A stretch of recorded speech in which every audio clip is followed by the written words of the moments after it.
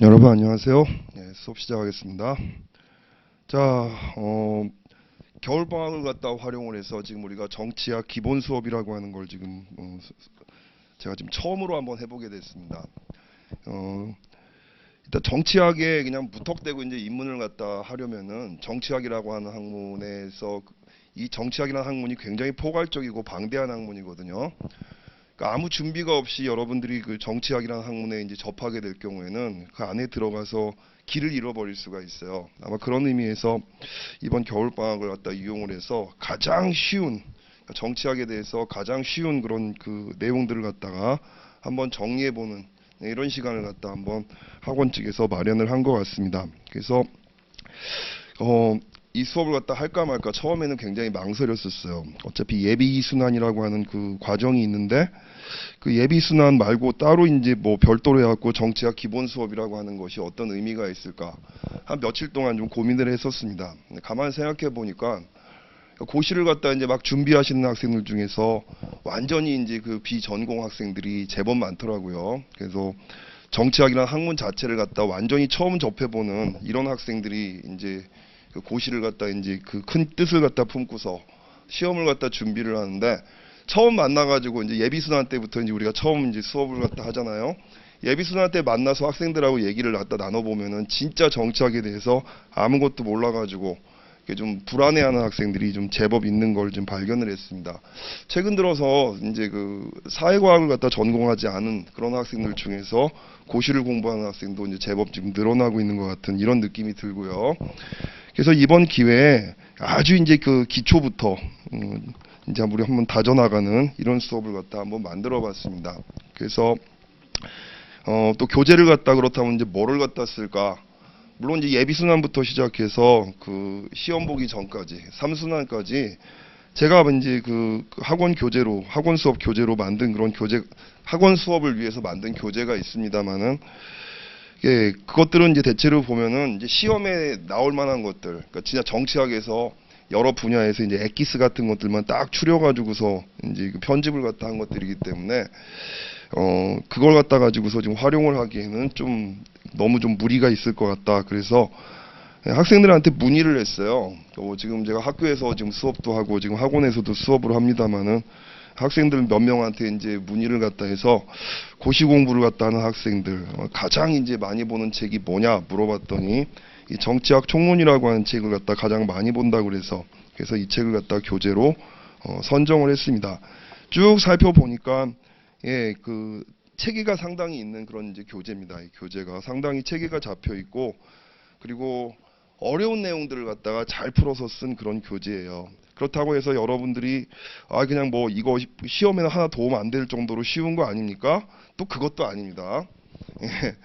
이 책에 담겨 있는 어떤 내용들 같은 경우는 특히 사례 같은 것들이 말이야. 보통 이제 그 고시 시험 문제에 사례로 담겨 있는 것들을 갖다가 딱 캐치를 해서 이렇게 시험 문제에 내는 경우는 별로 없는데 이 책에 담겨 있는 내용 중에 몇몇 사례들 같은 경우는 실제로 고시 문제에 출제가 된 적이 있었어요. 그래서 학생들이 많이 보고 또 보면은 고시에 출제되는 그런 이제 그 내용도 제법 많이 들어가고 그래서 예, 그 우리가 기본 그 정치학 수업으로 채택하는 그 교재 중에서는 꽤 괜찮은 교재 같아서 이 방대한 책을 선택을 했습니다. 처음에 여러분들이 교재 받아보시고 나서 와 이거 언제 다 띄어? 라고 이제 그 걱정을 갖다 하시는 분들이 되게 많을 것 같은데 예, 내용 자체가 너무 친절해서 그래요. 너무 친절해서 방대하고 실제 이제 보면은 그러니까 이제 여러분들이 처음 정치학 이제 수업하실 때 보면은 이제 사례 같은 것들이 좀 많이 필요하거든요. 워낙에 추상적인 그런 이야기들만 우리가 쭉 나열을 갖다 하게 되면은 예, 문장을 읽고도 예, 이게 무슨 뜻인지 한참 생각하면서 우리들이 그 시간을 갖다 낭비하게 됩니다. 그래서 그런 수고를 갖다 좀 덜어주기 위해서 이런저런 사례 같은 것들을 갖다 많이 적어놓은 책이에요. 그러다 보니까 분량이 굉장히 방대해진 이런 면은 있는데 예, 뭐 우리가 이제 뭐 그 필요 없는 그런 사례들 같은 경우는 좀 이제 그 생략을 갖다 하면서 핵심적인 내용을 갖다 중심으로 해서 설명을 쭉 해 나가기로 하겠습니다. 그리고 여러분들이 그 교재 준비를 갖다 하신 것도 있지만 이 정치학 총론이라고 하는 책을 준비를 하셨겠지만 이 책이 그 아까 방금 전에 말씀드린 것처럼 고시 준비하는 데 있어서 꽤 이제 처음 이제 기초를 갖다 다지는 데는 상당히 좋은 책입니다. 근데 한 가지 아쉬운 점이 있다면 국제정치 파트가 좀 많이 좀 부족한 면이 있어요. 예.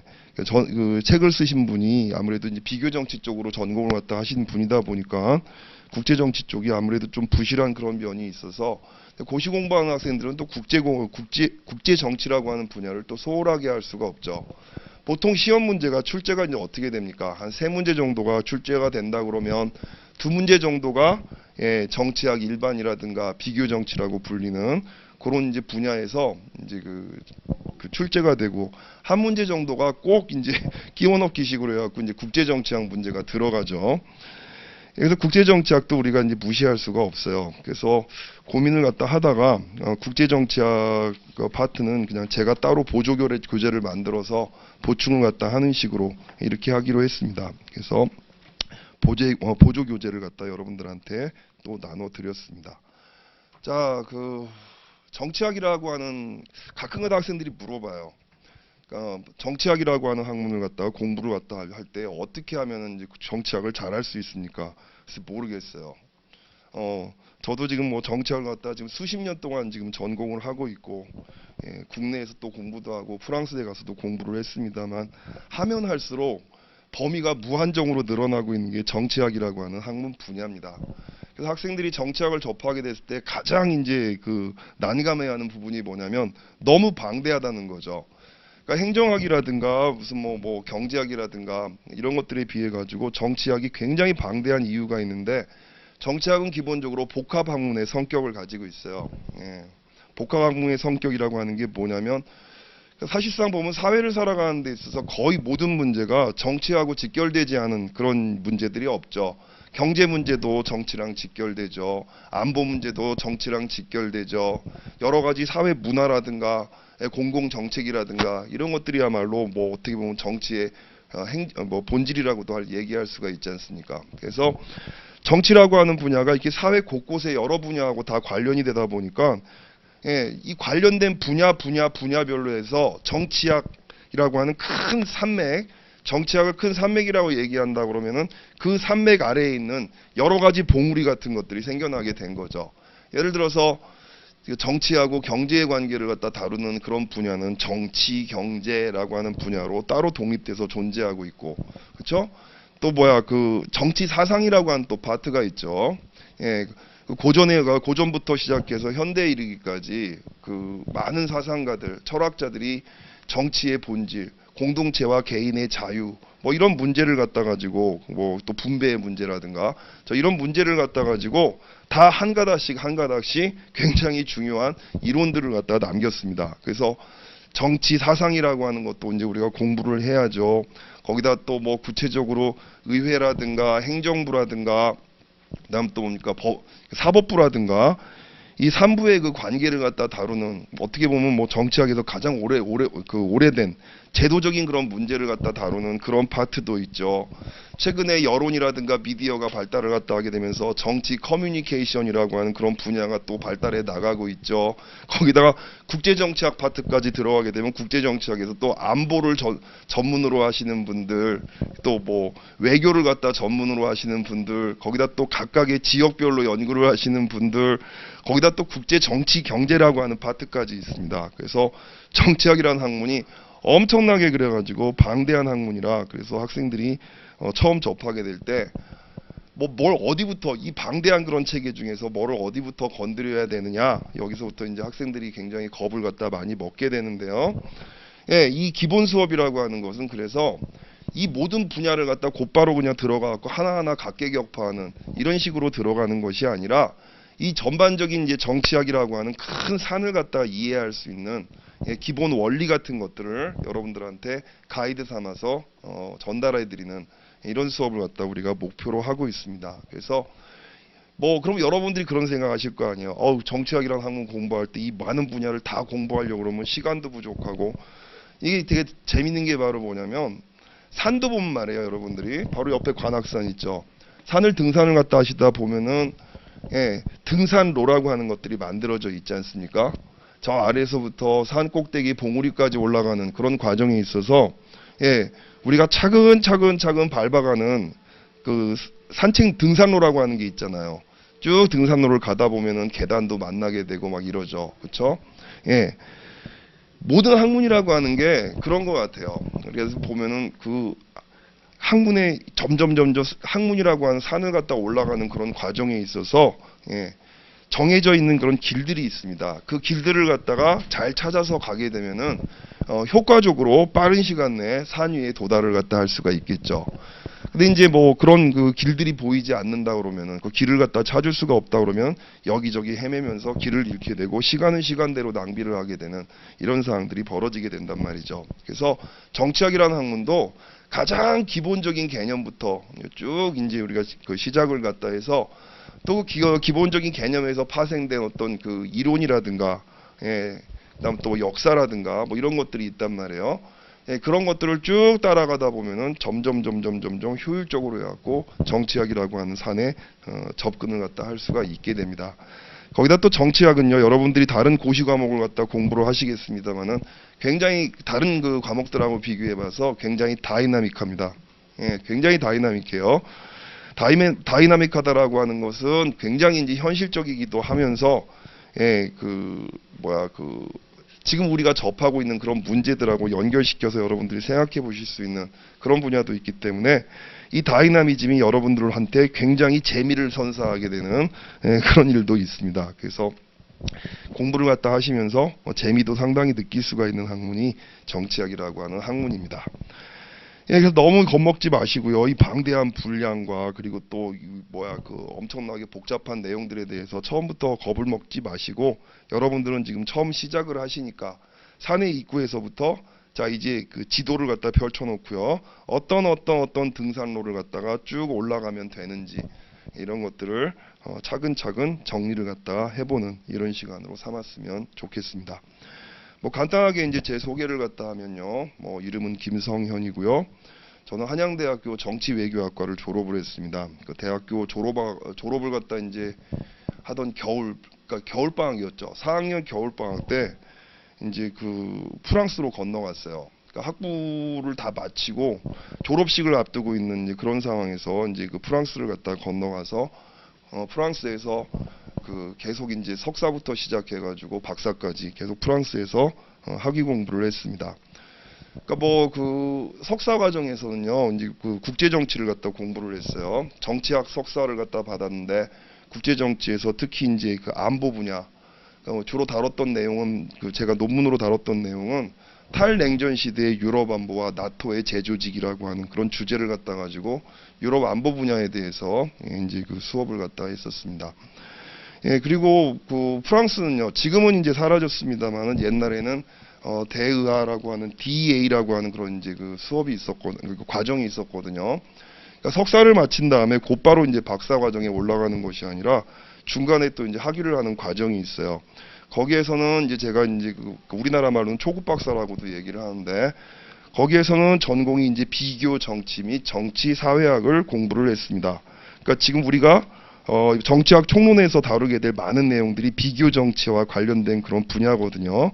이 책을 쓰신 이제 진영재 교수님, 이분도 보면 사실상 비교 정치 쪽을 갖다 전공하신 분입니다. 그래서 비교 정치하고 정치 사회학을 갖다가 이제 전공을 갖다 해서 초급 박사 학위를 받고, 그다음 이제 그 국제 정치학을 박사 과정에서 이제 수업을 했었습니다. 예, 파리 정치연구소라고 하는 이제 그 우리나라에서 파리 정치대학이라고도 하죠. 그 학교에 가갖고 그 박사 과정을 공부를 했는데 박사 과정에서는 국제 정치 경제 쪽을 갖다 공부를 했어요. 그래서 무역 분야를 갖다 공부를 했고 무역 중에서도 특히 그 고속철도 관련된 그 철도 무역 이거 관련된 쪽으로 해갖고 연구를 갖다 했었습니다. 그러니까 박사 과정이 거의 끝나갈 때쯤 되어가지고 이제 제 공부에 대해서 좀 회의가 있었단 말이죠.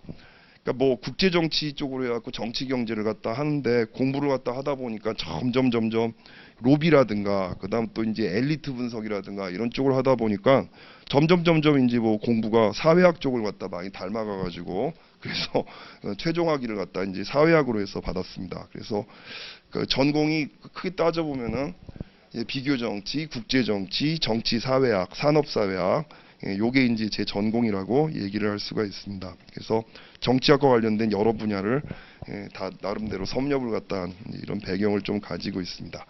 한국에 들어와서는 잠깐 동안 이제 뭐 그 정부 산하기관에서 만들었던 이제 그 우리나라 이제 KTX를 갖다가 수출하기 위한 전략팀이 있었거든요.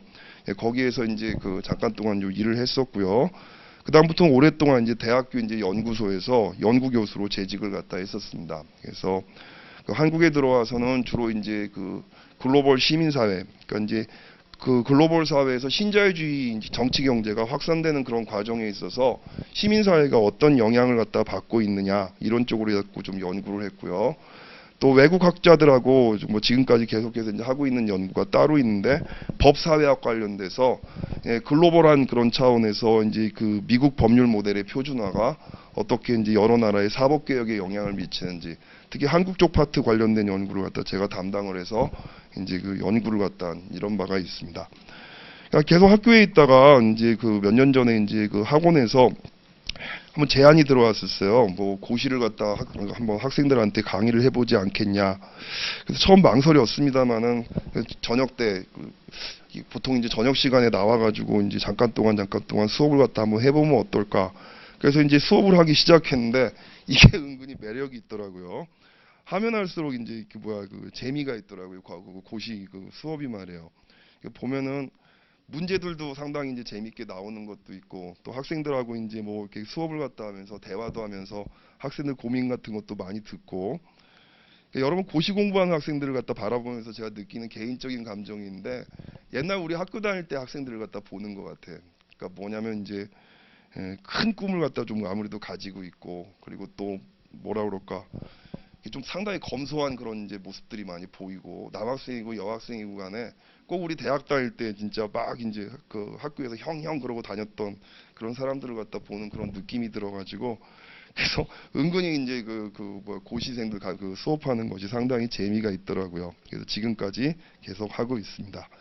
그래서 이제 앞으로 여러분들하고 이제 뭐 그 계속해서 이제 삼수학까지 공부를 갖다 좀 했으면 좋겠는데, 뭐 교류 같은 것들이 좀 많이 있었으면 좋겠어요. 공부하시다가 궁금하시는 거 있으면 주저하지 마시고 저한테 이제 연락을 주시는데, 연락을 갖다 주실 때는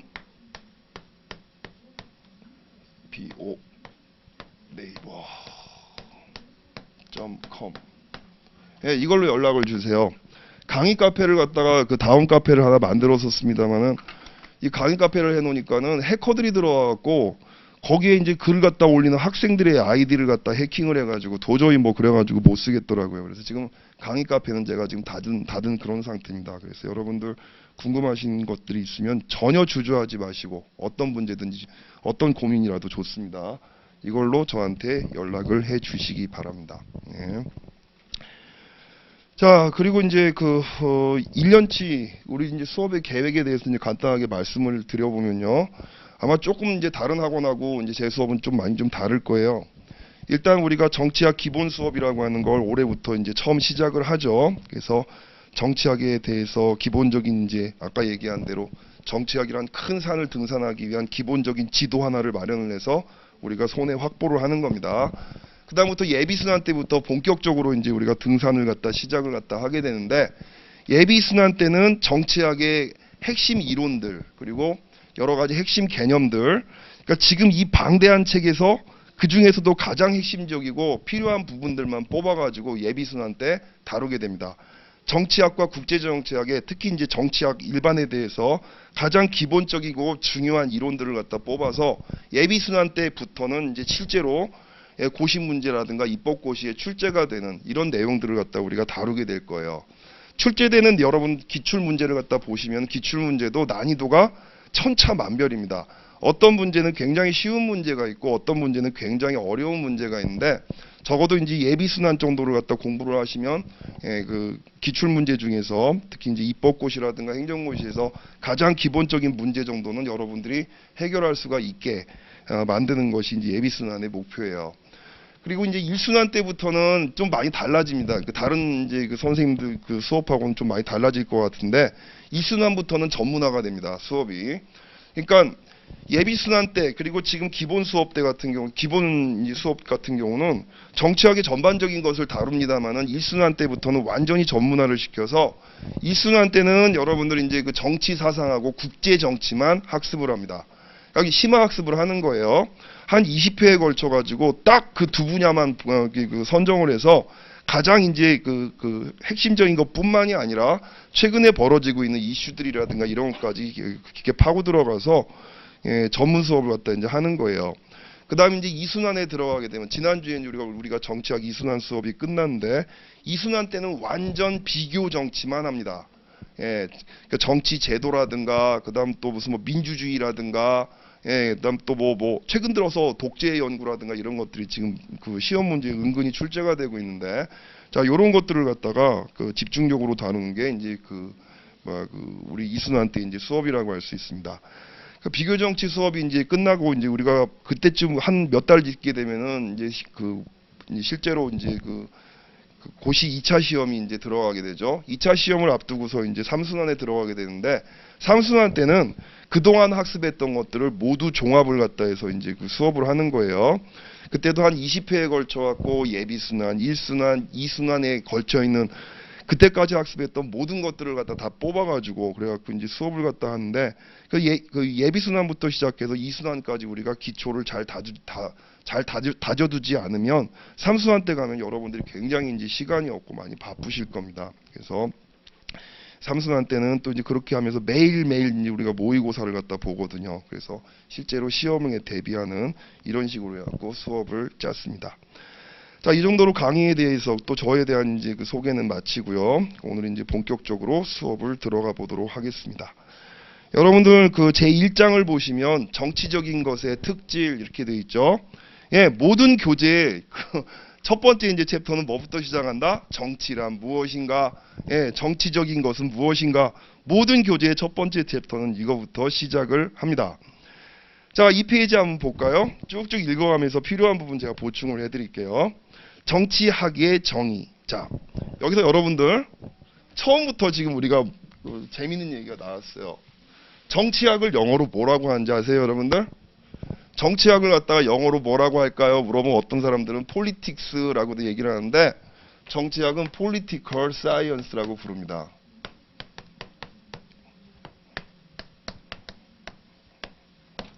자, political science라고 그래요. 원래 여러분 이 말이 처음 만들어진 데가 어디냐? 미국이 아니에요. 프랑스예요. 프랑스에서는 시앙스 폴리틱이라고 이제 부르는데, 자, 여기서 여러분들이 두 가지 의미를 사실은 알아야 돼요. 정치적인 것은 뭐고 사이언티픽한 건 뭐냐, 이 두 가지를 갖다 이제 여러분들이 아셔야 되거든요. 자, 배경을 한번 알려드릴게요. 미국 학자들은 몰라. 그리고 미국에서 공부하신 분들은 이 학문이 탄생되는 재밌는 얘기를 모른단 말이지. 여러분 혹시 1870년에 프랑스하고 독일하고 프로이센하고 전쟁했던 거 혹시 아시는지 모르겠어요. 보불 전쟁이라고 그러잖아요. 그쵸? 보불 전쟁에서 누가 이겼어요? 프로이센이 이겼단 말이야. 근데 당시 여러분 보불 전쟁에서 패배를 갖다 했던 프랑스가 엄청나게 마음에 상처를 입습니다. 그러니까 비유를 하자면 그게 맞는지 모르겠는데, 임진왜란 때 말이지 일본한테 이제 침략을 갖다 받아갖고 외에게 침략을 당해갖고 조선 사람들이 입은 자존심의 상처, 거의 그거하고 맞먹을 정도였단 말이야. 왜냐하면 당시 프랑스 사람들이 보기에는 독일은 여전히 분열되어 있었고, 당시 여러분들 그 신성 로마 제국이라고 그래갖고 여러 공국으로 분열이 되어 있었잖아요. 남쪽에는 오스트리아 합스부르크가, 북쪽에는 이제 여러분들 프로이센 제국이, 그래서 맹주 노릇을 하고 있었습니다만은 막 분열되어 있었잖아. 분열되어 있는 상태에서 중앙 집권적인 그런 국가가 발달을 갖다 하지 못하고 민족주의라든가 이런 것들도 굉장히 많이 뒤떨어져 있던 이런 나라였는데, 아니 그런 독일이 말이야, 프랑스를 상대로 전쟁을 했는데 그것도 굉장히 단시간에 프랑스가 패배를 갖다 하게 된 이런 일이 벌어졌죠. 자, 그래 버리게 되니까 프랑스 사람들이 왜 우리가 전쟁에 패배를 하게 됐는가에 대해서 진지한 성찰을 갖다 하는 지식인들이 나타나게 됩니다. 그 중에 에밀 부뚜미라고, 이 사람 이름 몰라도 돼요. 어차피 우리나라 시험 문제에는 프랑스 거 잘 안 내니까. 근데 여러분들이 이 정치학이라는 학문의 이제 배경을 갖다 아시면 재밌을 것 같아요. 여러분한테 말씀을 드립니다. 에밀 부뚜미라고 하는 사람이 있었는데, 이 사람이 건축가예요. 사회과학 전공한 사람도 아니야.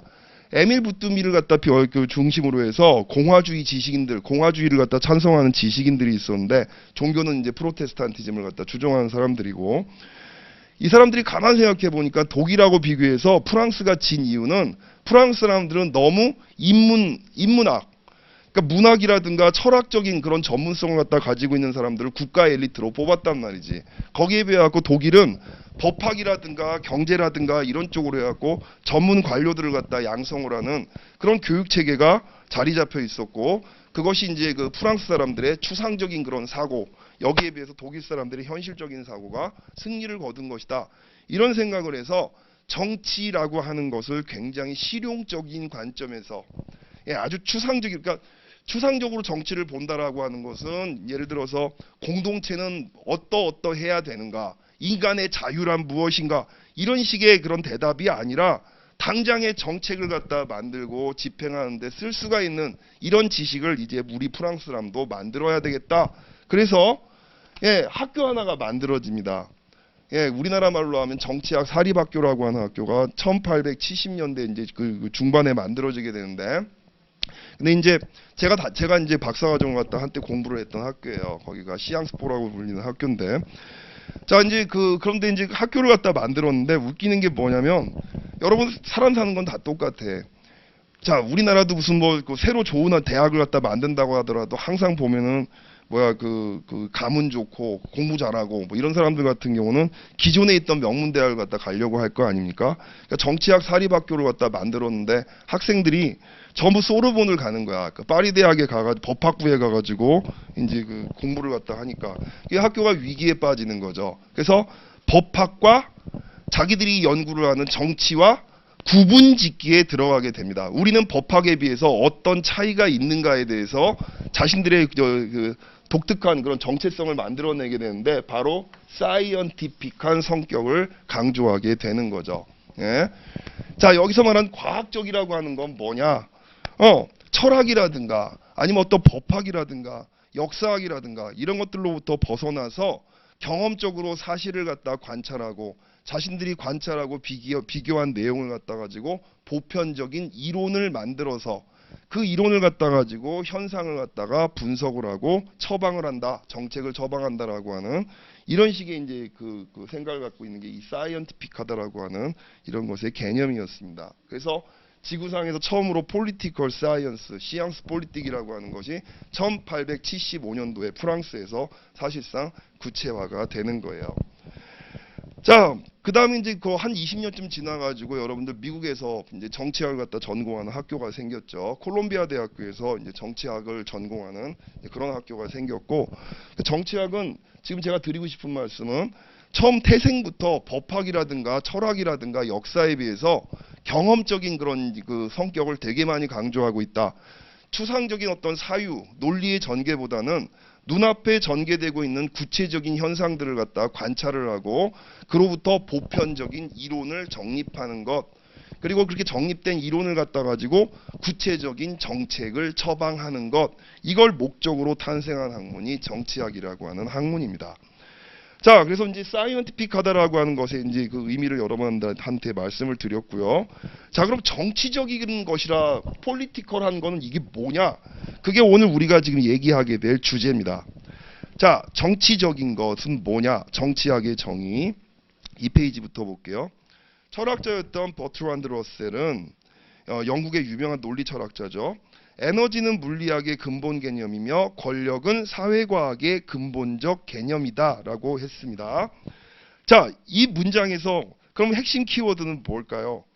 바로 사회과학이라고 하는 것은 인간을 갖다 다루고 있는 모든 이제 학문을 갖다 얘기를 하는 거고, 그럼 여기서 인간을 갖다 다루는 굉장히 많은 그 사회를 갖다 연구하는 학문들이 있잖아요.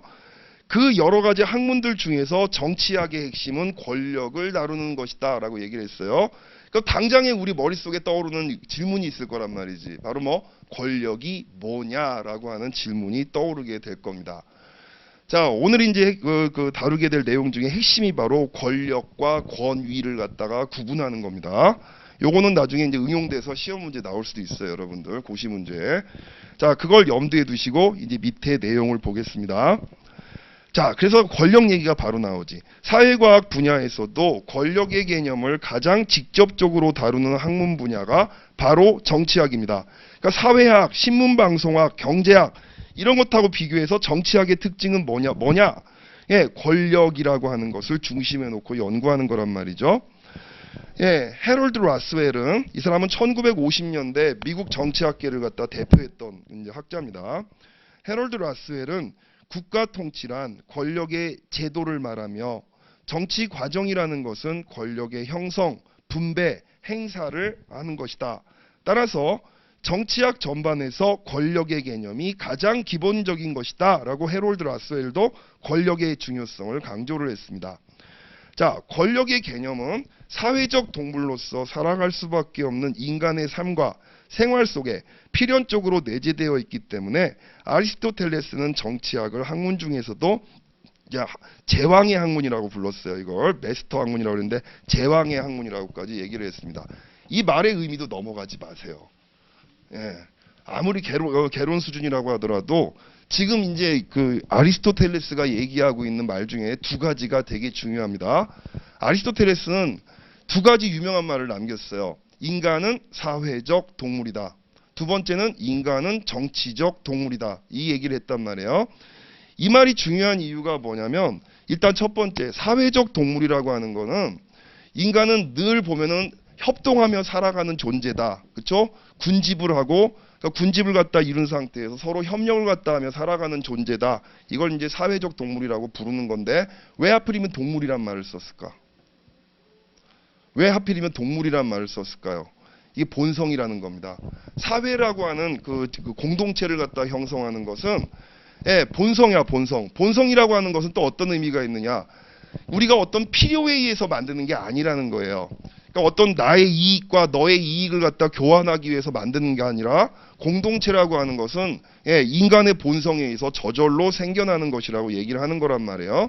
자, 그러면 이렇게 공동체를 갖다 이루고 살아가는 사람들은 그 안에서 지지고 볶고 싸우고 경쟁을 하죠. 그런 일이 안 일어날 수가 없어요.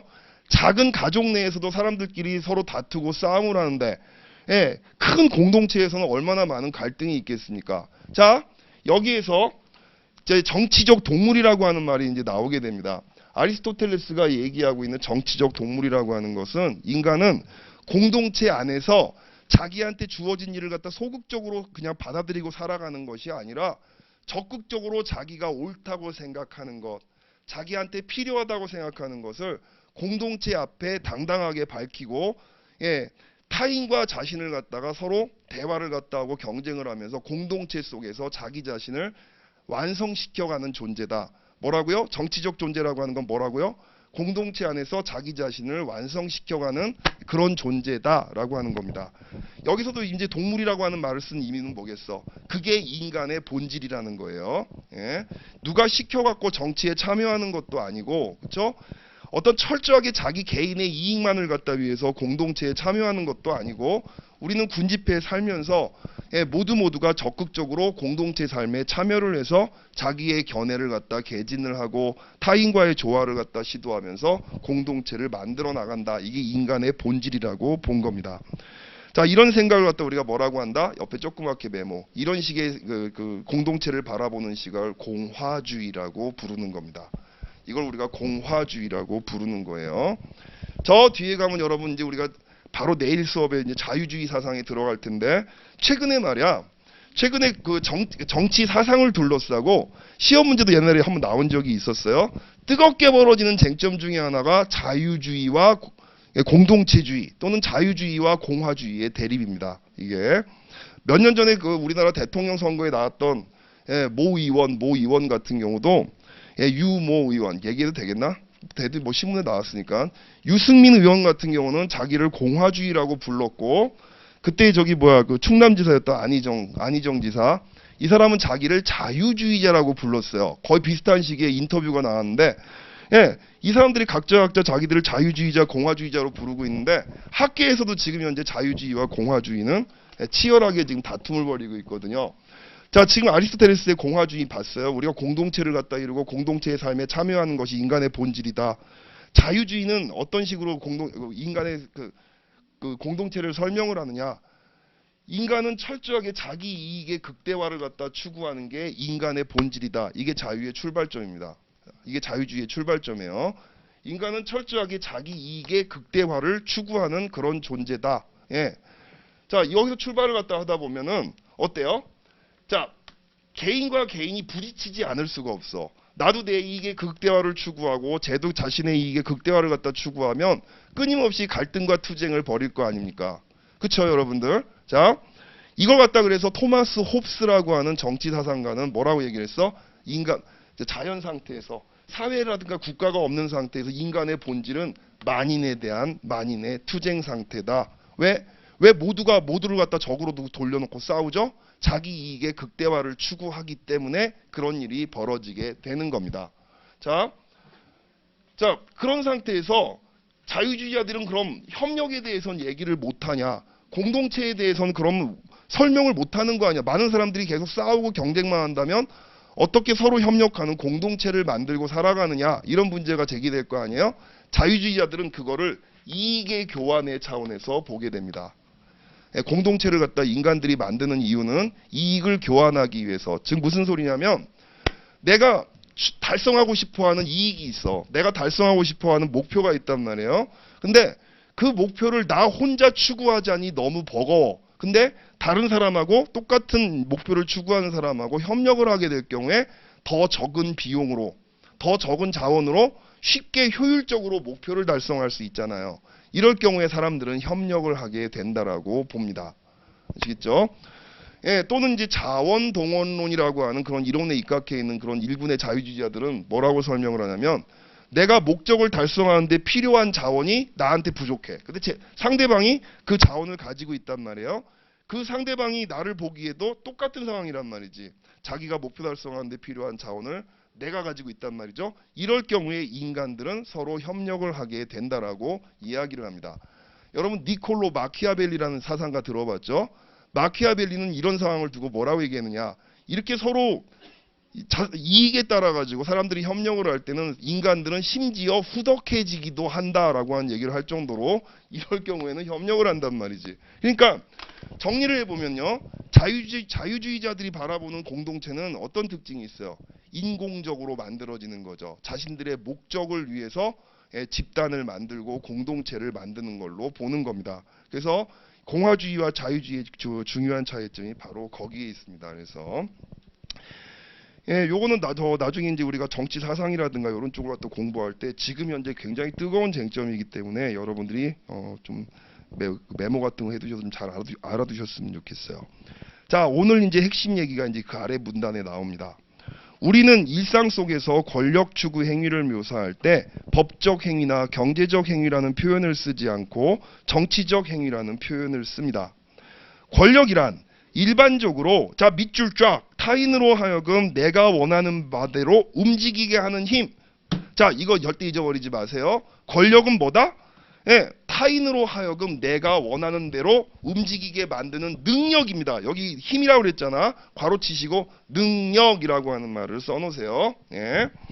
자, 이제부터 이제 여러분들한테 쭉 텍스트 보기 전에 제가 먼저 그 중요한 내용, 시험에 나올 만한 내용 갖다 먼저 풀어드릴게요.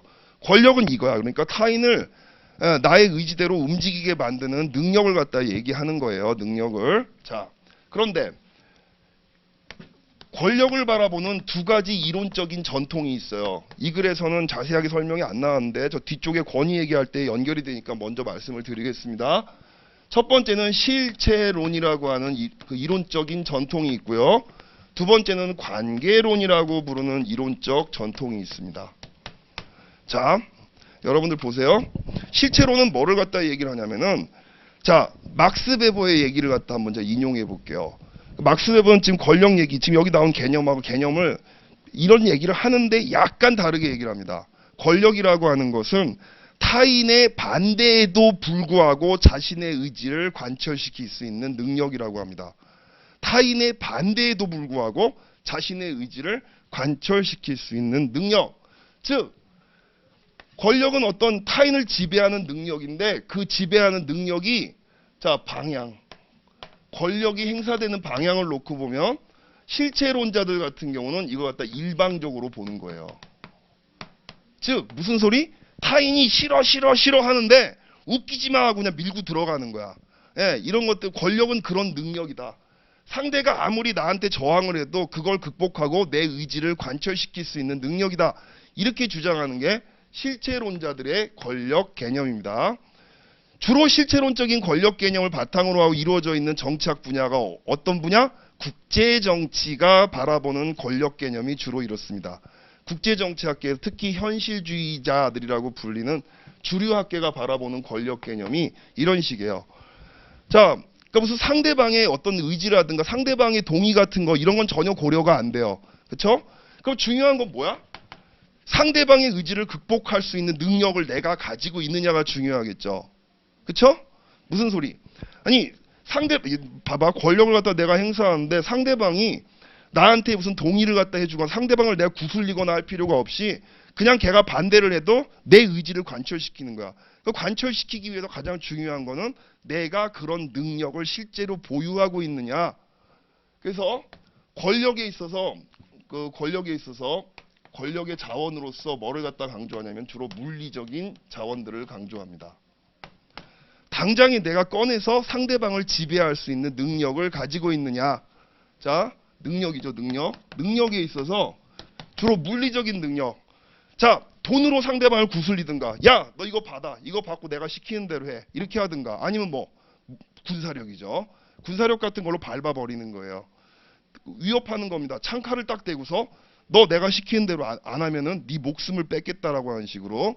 그러니까 주로 물리적인 자원 같은 것들을 되게 강조하게 되는 이런 전통이 실체론이라고 불리는 전통입니다. 자, 여기에 비해서 관계론이라고 하는 이제 그 이론적인 전통이 있는데 이거는 바로 뭐냐면 방향을 쌍방향으로 보는 거예요. 즉 권력이라고 하는 것은 피지배자의 합의와 동의가 존재해야지만 권력이라고 하는 것이 유지될 수가 있다라고 보는 겁니다. 그냥 짓밟는 그런 강압적인 그런 권력들 같은 경우는 오랫동안 유지가 될 수가 없죠. 틈만 나면은 그 피지배자들이 지배자에 대해서 저항을 하려고 하니까. 그래서 권력이라고 하는 것은 피지배자의 동의와 합의가 어느 정도 있어야 가능한 것이다라고 보는 그런 입장입니다. 자, 그러니까 자원에서 권력이 그런 식으로 행사되려면 뭐가 중요할까요? 상대방을 설득할 수 있어야 될 거 아니야. 그렇죠? 납득시켜야 됩니다. 나의 지배를 네가 받아들여야 되는 이유가 뭐냐. 그렇죠? 그걸 상대방이 납득을 하고 아, 정말 내가 느끼는 바가 많습니다. 내가 보스에게 충성을 다하겠습니다. 뭐 흑흑흑 유유유 하면서 따라와야 될 거 아니야. 상징적 자원이 상당히 중요하죠. 상징적 자원이라고 하는 건 어떤 이념, 문화, 그렇죠? 예, 그다음 어떤 과학, 지식, 이런 것들을 갖다 통한 그런 이제 그 것들이 상당히 중요하죠. 자, 여기서 여러분 국제정치 분야에서 시험 문제 잘 나왔던 거 이거 여러분 제가 추가로 설명해 드릴게요. 아까 말씀드렸습니다만 국제정치학에서 현실주의라고 하는 이론이 대체로 실체론이라고 하는 것들을 갖다 많이 강조한다고 그랬는데 이렇게 일방적으로 행사되고 물리적인 그런 자원에 기반을 한 그런 이제 그 파워, 권력을 갖다가 국제정치학에서는 이걸 하드 파워라고 부릅니다. 하드 파워. 자, 한국말로는 이거 풀어서 쓰시는 분도 계시는데 경성 권력, 딱딱한 권력이라는 거죠. 예. 자, 그리고 이거. 그 쌍방향적으로 흐르고 상대방의 동의와 합의를 갖다 구하는 그런 식의 이제 권력을 갖다가 국제정치학에서는 이걸 소프트 파워라고 부르는 거예요. 소프트 파워.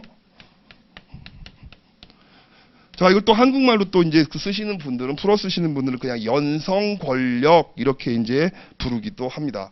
이 소프트 파워에 관련된 논의는 말이에요. 시험 문제 한 2번 정도가 나온 적이 있었어요. 그러니까 이제 소프트 파워의 특징 그리고 소프트 파워가 등장하게 된 배경 뭐 이런 거 물어보는 게 있었었는데 그 나중에 우리가 국제정치 갈 때 따로 여러분들한테 정리를 해드리겠습니다. 국제정치뿐만이 아니라 기본적으로 정치학에서 권력을 연구하시는 분들은 실체론을 중심으로 이론을 갖다 전개하시는 분도 계시고 관계론을 중심으로 이론을 전개하는 학자들도 있다. 이 두 가지 전통이 존재한다. 이 교재에 지금 되게 중요한 내용인데 요걸 빠졌어요. 이 교재에. 그래서 여러분들한테 보충을 해드렸습니다. 자, 일단 권력이란 일반적으로 타인으로 하여금 내가 원하는 바대로 움직이게 하는 힘을 말합니다. 권력이 없는 자는 권력을 가진 자의 의도대로 움직이게 됩니다.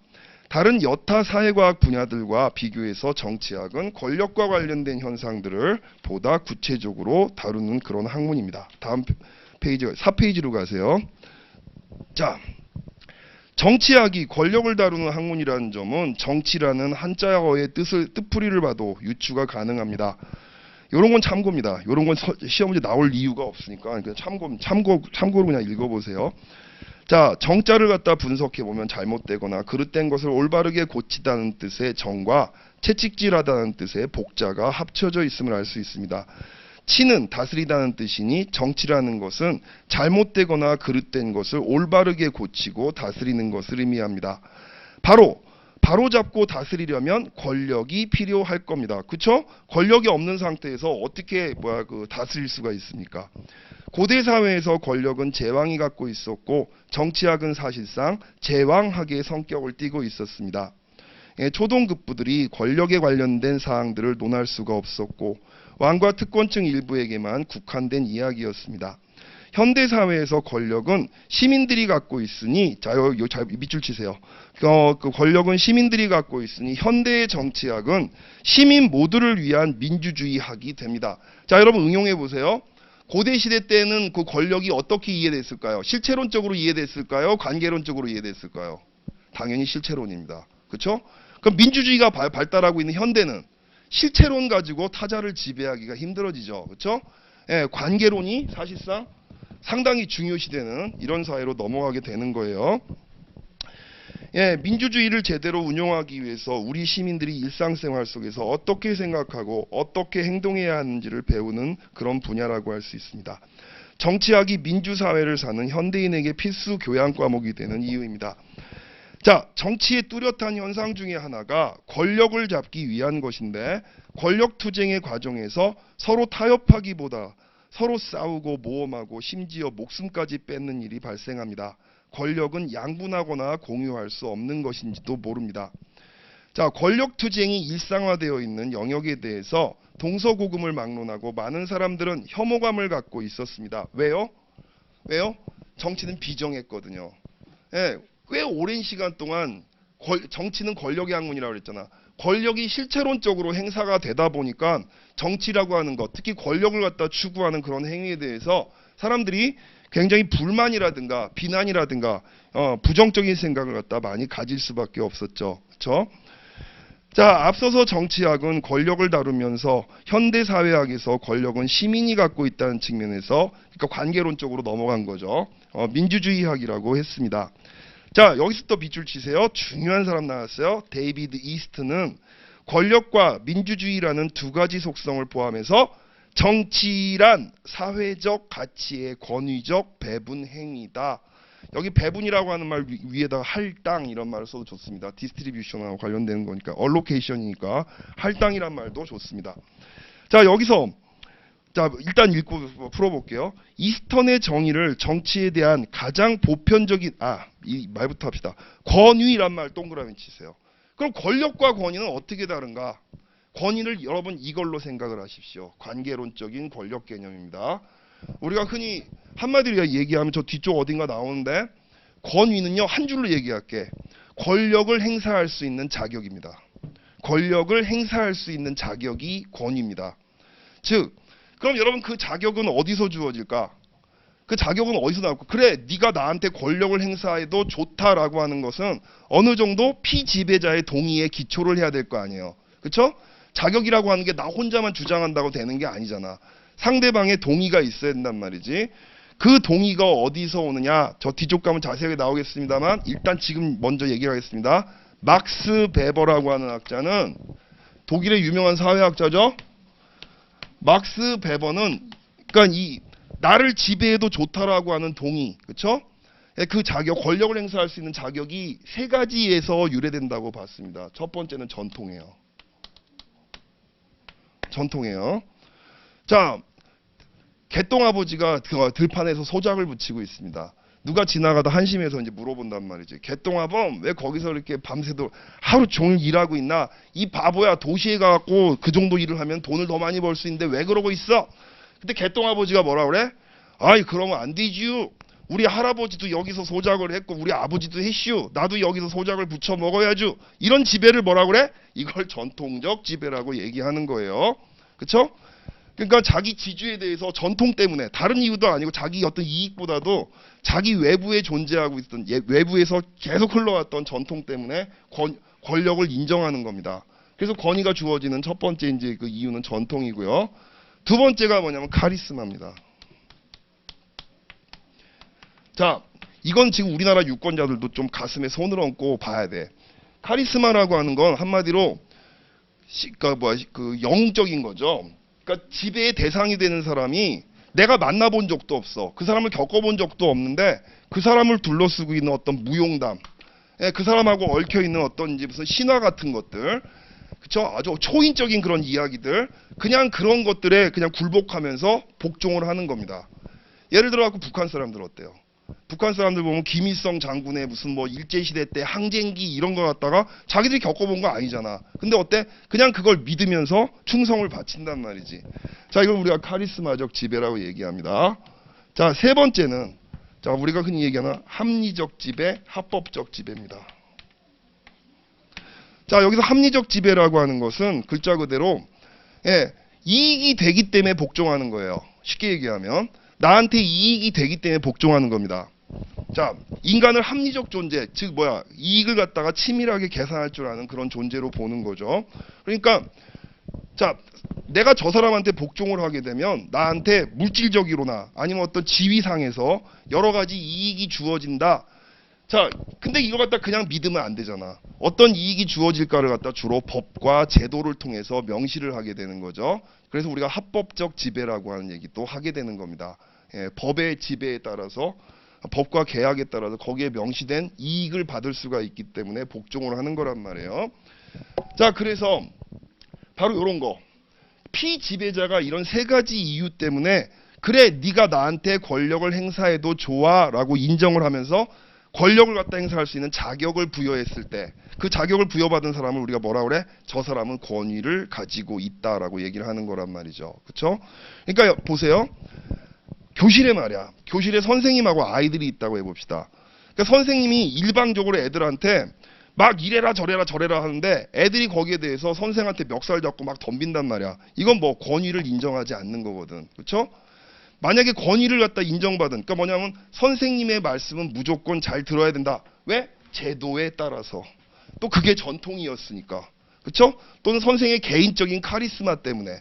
그래가지고 아이들이 말이야 선생님한테 그래, 선생님의 말씀은 잘 들어야 된다라고 하는 걸 스스로 믿고 따르는 그런 상태에서 행사되는 권력, 이걸 우리가 권위라고 부르는 겁니다.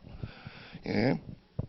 자, 그래서 이제 그 데이비드 이스턴이 얘기한 이제 그 정치란 사회의 가치, 사회에는 여러 가지 물질적인 가치, 여러 가지 정신적인 가치 같은 것들이 막 존재하고 있죠.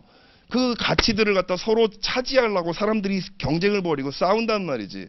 근데 그 가치를 갖다가 배분해 주는 것이 적재적소에 할당해 주는 거, 이게 정치의 기능이에요. 근데 그냥 막 할당하는 게 아니라 뭐에 의해서? 권위에 의해서, 피지배자들의 동의와 합의를 바탕으로 해서 행사하는 권력, 그것에 의해서 적재적소의 가치를 배분해 주는 것, 이게 바로 정치다라고 데이비드 이스턴이 얘기를 한 거죠. 자, 이스턴의 정의를 정치에 대한 가장 보편적인 그런 정의로 우리가 받아들이는 이유는 현대 민주주의 사회라는 시대적 배경, 민주주의 사회란 말이 계속 반복되잖아. 어떤 특징? 그러니까 지배자는 피지배자의 동의와 합의에 의해서 통치를 해야 된다라고 하는 원리가 민주주의의 원리란 말이에요. 그래서 그 민주주의란 말이 계속 나오는 겁니다. 지금 얘기한 관계론적인 측면에서 보는 거란 말이지. 그래서 이스턴의 정의를 정치에 대한 가장 보편적 정의로 받아들이는 이유는 현대 민주주의 사회라는 시대적 배경을 권력의 속성과 연관시킨, 주로 그러니까 무슨 속성? 앞에 얘기한 관계론적인 속성과 연관시킨 함축적이면서 핵심적 표현이기 때문입니다. 그런데 여기 나오죠. 이제 이스터는 권력적 배분이라고 하지 않고 권위적 배분이라고 했습니다. 그 이유는 바로 국민들이 주인인 민주주의 사회에서의 정치가 갖는 속성. 이제 이해되세요? 이게 뭐야? 동의와 합의라고 하는 속성을 강조했기 때문입니다. 앞서 언급했던 권력과 대비되는 중요 용어인 권위의 의미에 대한 이해가 이제 필요합니다. 여기 나오죠. 권력을 행사할 수 있는 권리, 자격이야, 자격. 이 자격이 바로 권위예요. 네. 권위는 복종하는 자가 권력자의 명령을 내리는 권리를 인정할 때 존재합니다. 그렇죠? 힘의 흐름이 어때? 인터랙티브한 거야. 단순하게 지배자가 일방적으로 관철하는 게 아니죠. 따라서 여기 나오네요. 권위란 권력처럼 일방적인 것이 아니라, 여기서 여러분 그냥 권위란 권력처럼 이렇게 되는데, 권력 바로 앞에다 글자 하나 집어넣읍시다. 실체론적 권력처럼, 실체론적 권력처럼 일방적으로 행사되는 것이 아니라 쌍방향적인 겁니다. 관계론적인 거예요. 추상적으로 표현하기를 좋아하는 사람들은 권력은 타율적이며 외면적이지만 권위는 자율적이며 내면적이다. 이 말 이해되세요? 자, 권력은 타율적이며 외면적, 밑줄 치시고 바로 강압적인 거지. 강압적으로 밀어붙이는 거야. 근데 권위는 자율적이며 내면적이다. 이건 바로 피지배자의 동의와 합의, 이걸 얘기하는 겁니다. 그렇다면 사회적 가치의 권위적 배분이란 말은 무슨 뜻일까요? 자, 이스튼의 말을 정리해 보자고요. 어떤 특정 시대, 특정 사회에 나타나는 사회적 가치에 대한 규정을 강제로라도 하되, 자, 다음 페이지. 민주적인 7페이지입니다. 민주적인 절차상 하자가 없는 상태에서, 자, 민주적인 절차상 하자가 없는 상태, 위에다가 뭐라고 써야 돼? 정당성, 정당한 방법. 정당한 방법은 뭐야? 피치자가 동의할 수 있는 방법입니다. 계속 반복되죠. 그런 방법에서 강제로 관철한다는 의미라는 거죠. 강제성은 강제성입니다만, 그 강제라고 하는 걸 피치자가 동의하는 상황에서 강제를 이걸 갖다 행사한다는 얘기죠. 그래서 이스트는 권력적 배분이 아니라 권위적 배분이라는 말을 쓴 겁니다. 자, 우리나라 사례 나오죠. 한국은 자유민주주의 체제를 채택하고 있습니다. 이것은 대한민국 헌법에 그렇게 규정되어 있기 때문에 권위를 지니고 있습니다. 자, 헌법에 그렇게 규정되어 있기 때문에 놓치지 마세요. 막스 베버가 얘기한 합법적 지배, 그렇죠? 정당성은 어디서 나와요? 세 가지에서 나온다고 그랬어요. 첫 번째 전통, 두 번째 카리스마, 세 번째는 합리적, 합법적 정통성이 있다고 얘기했잖아요. 자, 대한민국 헌법에 우리나라를 자유민주주의라고 규정하고 있기 때문에 자유민주주의적 지배가 우리나라에서는 꽤 정당한 지배가 되는 거죠. 하지만 자유경쟁 체제 하에서 낙후되는 사람들을 위한 복지제도나 분배의 정의 문제는 국가가 해결해야 할 문제들입니다. 특정 시점에서 국가는 성장 정책을 강조하기도 하고, 특정 시점에서 분배의 정의 문제에 정책적 고려를 하기도 합니다. 자, 중요한 건 이거예요. 어떻게 이런 일이 가능할까요? 자, 요겁니다. 밑줄. 대중들로부터 권위를 인정받는 자가 성장과 분배의 두 가지 중에서 어느 한쪽에 우선순위를 두는 정치적 행위를 통해서 가능합니다. 그러니까 집권 세력이 어쩔 때는 성장 정책을 쓰고 어떤 때는 분배 정책을 쓰는데, 그 정책들이라고 하는 것이 결국 유권자 또는 대중들의 동의를 전제로 하고 실행이 되기 때문에 유지가 될 수가 있다는 거죠. 이때 권위를 지닌 자가 하는 가치의 선택이, 그러니까 분배라고 하는 가치를 추구할 거냐, 성장이라고 하는 가치를 추구할 거냐, 그 선택이 바로 권위적 배분이라는 행위가 된다는 겁니다. 예를 들면 대통령은 취임 연설에서 임기 동안 국정운영 방향의 우선순위가 성장으로 갈지 아니면 분배로 갈지를 선언하게 됩니다. 대통령이 헌법이 정한 절차에 따라서, 그러니까 어떤 가치를 추구할지 결정하게 된다는 거죠. 대통령이 뭐에 따라서? 헌법이 정한 절차에 따라서 법률적인 정당성을 가지고 대통령으로 선출된 경우 대통령의 권위로 국가 정책의 우선순위를 정해서 국가를 운용할 수가 있다는 겁니다. 이것이 바로 정치입니다. 우리는 합의와 동의에 기초한 지배, 이게 바로 정치죠. 우리는 정치적 권력과 권위를 지닌 자가 행하는 가치의 배분에 대한 결정을 정치적 행위라고 부르며 법적 행위나 경제적 행위라고 부르지를 않습니다. 자, 일단 여기까지 하고요. 10분 쉬었다가 이어서 하겠습니다.